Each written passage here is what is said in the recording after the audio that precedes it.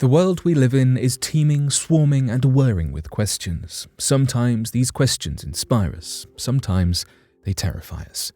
Many of these questions may never be answered, but we, as humans, will never stop trying to answer them. The discoveries we have made have told us more and more about our past, our present, and hopefully our future. They have given us answers to burning questions, however, mysteries do still linger. So today, here at Unexplained Mysteries, we'll be scratching the surface of 3 noteworthy mysteries.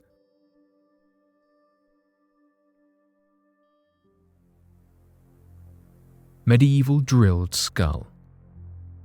In today's world, anyone with a disability can get access to treatment and support to help them in their challenges.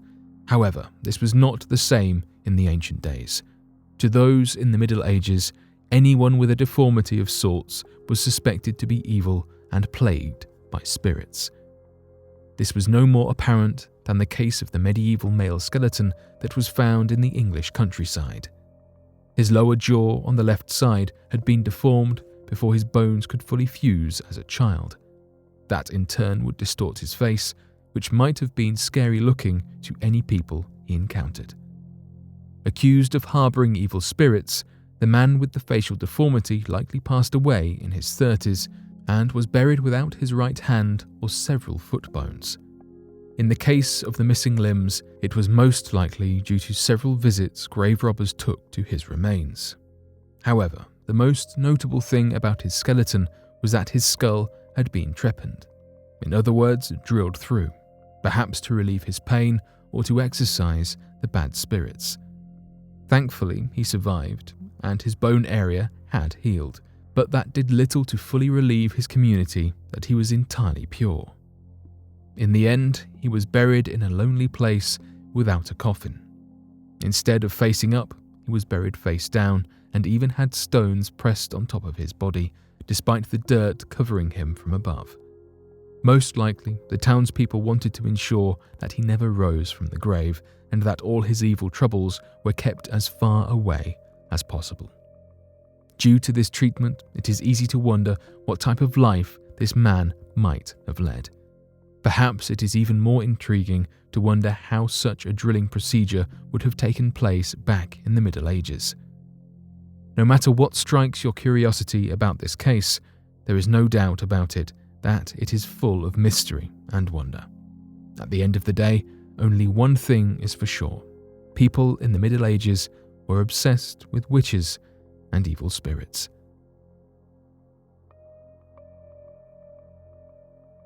The mystery of Sandy Island. Sandy Island is a small island near Australia that has been drawn on chart maps for over 100 years. The only problem is that it does not exist. Located near New Caledonia in the southwest Pacific Ocean, Sandy Island was supposedly situated somewhere between the Chesterfield Islands and the Nereus Reef in the Coral Sea off Australia's northeast coast. It first appeared on maps in the late 1700s until it was semi-removed in the mid-1970s.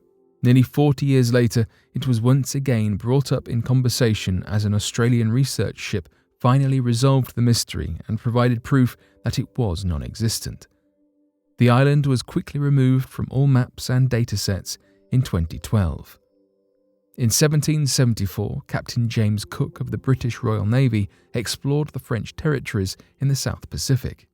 He charted the island just off the archipelago New Caledonia, labelling it Sandy 1. Although Cook managed to chart the Grand Terre Reef quite accurately despite his era and technique, he was incorrect about Sandy Island. Nothing is there. Interestingly enough, though, the island was reported by other ships 100 years later. From 1870 through the 1890s, the fictitious island was included in various Navy maps and listed in the Australian Maritime Directory. The nearest islands are the Chesterfield Islands, which sit about 100 kilometres or 62 miles westward of the original location. Historians do not know whether these cartographers and sailors were trying to correct Captain Cook's mapping, as they share the same island name, yet are positioned a few hundred miles further west than his. In the 1970s, the island became such a hot topic that the Australian Hydrographic Service, or AHS, mapped the sea floor and measured the water depth to find the island. They were unable to find any shallow depths to indicate potential islands or reefs. They even flew over it and found nothing.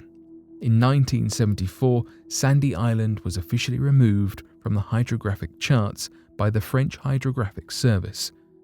Despite this discovery, Sandy Island stayed on many bathymetry compilations for another 30 years because it was already included on the digital formats of maps by the US National Geospatial Intelligence Agency, or NGA, which is used as a standard coastline dataset worldwide. In November 2012, the Australian research ship RV Southern Surveyor sailed through the area where Sandy Island was supposed to be and debunked this mystery. They were studying plate tectonics and noticed that they had various differing maps and decided to investigate. They found no depths shallower than 1,300 meters below sea level or any indication of an island. What they did find, though, were floating pumice sea rafts. Pumice ejected from underwater volcanoes float together in rafts on the ocean's surface and are easily mistaken for islands. A volcano study near Tonga showed that pumice rafts travelled over 3,000 kilometres, or 1,864 miles west due to the wind and currents. These rafts ended up within 20 kilometres, or 12.4 miles, of the suspected Sandy Island's location, suggesting that the ships in the 18th and 19th centuries saw pumice, not islands. The island was incorrectly mapped for over a century, even managing to make it onto digital maps in 2010. The location was even listed on Google Maps, although it only appeared as a dark, pixelated space. After the research ship undiscovered the island in 2012, the National Geographic Society officially removed Sandy Island from its maps. 430,000-year-old meteor explosion. Scientists who study asteroids, particularly those that entered the Earth's atmosphere thousands of years ago, have a rough time tracking the sediment. Fortunately, any asteroid that crosses Antarctica likely left a discernible trace, as the environment has been totally untouched and perfectly preserved for almost the entire history of the Earth. This was the case with an asteroid that plummeted to Earth 430,000 years ago, during the time that the first Neanderthals were beginning to expand across the globe. The asteroid never actually made contact with the surface of Antarctica, but instead exploded in the sky overhead in what is known as an airburst, leaving shrapnel, space rock, and intense damage to the Earth below. The location was lucky for two reasons. First, a similar explosion over a modern-day town would wipe the town off the map, and secondly, the isolated region of Antarctica meant that hundreds of thousands of years later, samples from this meteorite could be extracted and studied, which is exactly what researchers did. And what they found surprised them. The samples of the Arctic meteorite did not resemble samples taken from anywhere else in the world, as they were bonded together in strange, glob-like formations. These discoveries have allowed scientists to piece together what likely happened, even though the event was hundreds of thousands of years ago. Based on the samples taken, they believe that the asteroid could have been as large as 150 meters wide. Because of the strange formations of the samples, the meteor likely broke up relatively close to the ground, which allowed the fragments full of nickel and magnesium to react with the Arctic ice to form the odd shapes. Airbursts are even more damaging than asteroids that contact the Earth, because the explosion from the former can destroy an exceptionally large surface area, while destruction from the latter is usually limited to the crater that it creates. This Arctic airburst likely affected up to 100,000 square kilometers of Antarctica, with temperatures reaching up to 5,000 degrees Celsius. The fact that puzzle pieces like this from space events that occurred before humans even walked the Earth shows just how far science has come.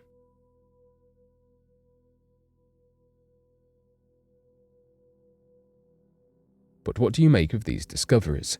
Be sure to let us know your thoughts in the comments section below and help us by growing this community while working to solve these unexplained mysteries.